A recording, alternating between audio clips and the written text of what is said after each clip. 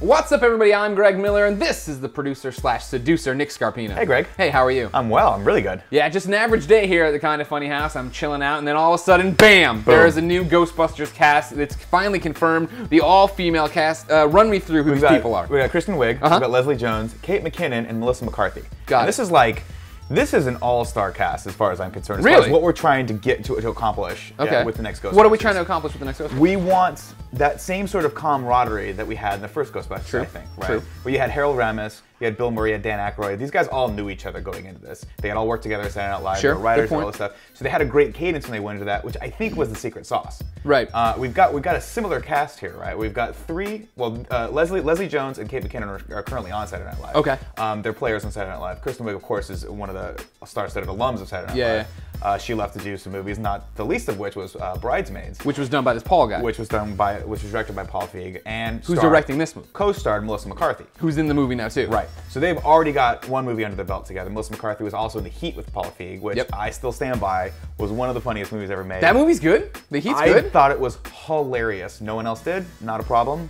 I'm my own man. Okay, you're allowed to do that. What do you think of the cast, Greg?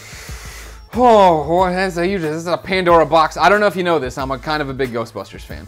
And so, I did not know that. Yeah, I know. I hide it really well. So, like, when they announced, first off, I mean, when Dan Aykroyd was talking about doing a third one, I was like, just stop, just don't do it. And then when they're like, we're gonna reboot it, I was like, please just stop, don't do it. And they're like, we're gonna do all girls. I was like, just fine, don't do this. People kept asking me, are you mad about being an all-female cast? I'm like, no, that sounds cool. I just wish they wouldn't do it. Yeah. But then I got over it. They're gonna do it. They're gonna do whatever they want to do. That's fine. I like Kristen Wiig. Yes, love it. The blonde from Saturday Night Live, what's her name? Kate McKinnon. I've seen her in some sketches. She's funny. I'm not familiar with this woman's work. I'm not familiar with Leslie Jones either. These middle two, those are the wild cards. I don't know how they're going to be. I do not watch Saturday Night Live. Yeah. I don't know their work. I'm not familiar with their work at all. However, the Kristen Wiig, Melissa McCarthy connection, that's a powerhouse. Here's the thing, is the Melissa McCarthy, I liked a lot in Bridesmaids. Then, I feel like all the other movies she's been, I think I'm rough on her because she's done bad movies. I blame her for that Jason Bateman atrocity, Identity Theft. She did do that movie, Identity Theft, which was, I have not seen, but I heard that people actually walked out of the theater. I watched enough of it to be like, this is terrible, why would you do this? But then she's one of these people who has one of those weird CBS shows. CBS, of course, runs shows for 9 years that you've never seen an episode of and don't know how they exist, but they keep going. Mike and Molly's going, that's one of them. She's fine. Okay.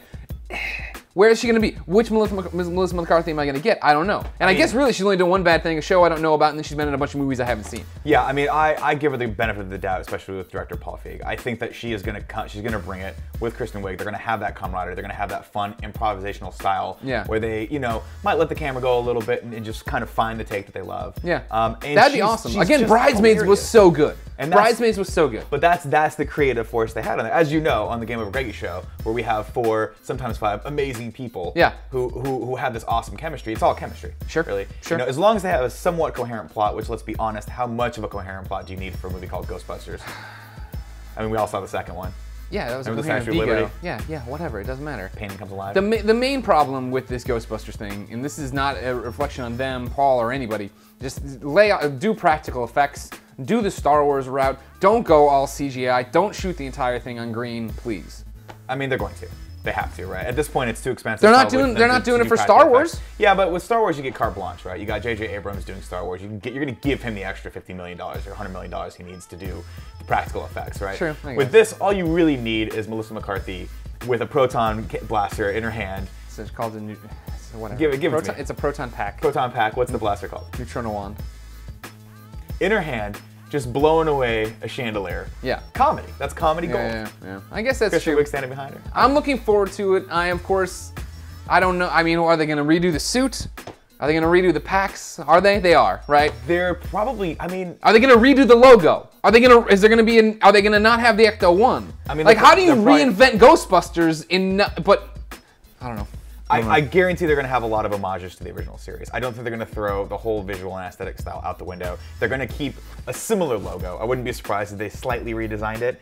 But they've got to have the sort of cargo flight suits. They got to have those. They got to have some kind of uniform. They got to have the proton packs. And don't get me wrong, ladies and gentlemen out there. I'm not saying I don't want to see changes. Of course, we all remember Extreme Ghostbusters. They changed a lot of things. Different packs, different traps. It was fine.